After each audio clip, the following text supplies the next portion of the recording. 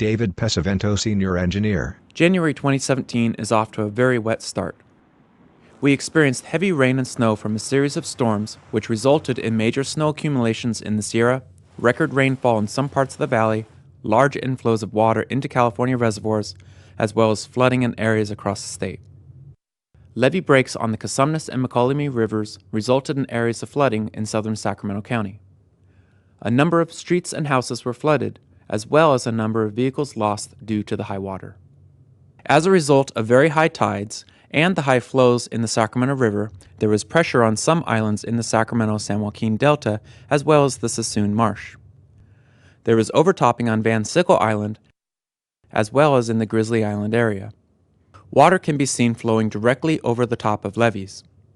DWR conducted flood fights to protect levees during overtopping. Folsom Dam with open spillway. Folsom Lake experienced high inflow due to the heavy precipitation.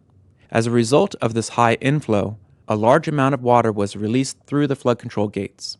This flow totaled 60,000 cubic feet per second. With this much water being released from Folsom and Nimbus dams, the American River Parkway experienced flooding. Areas along the river were closed to the public due to the high water event, including Discovery Park.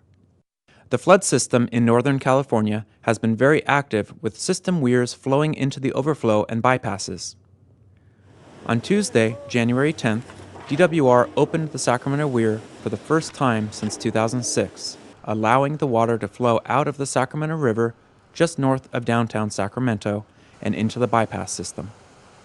35 of the 48 gates were opened on the Sacramento Weir.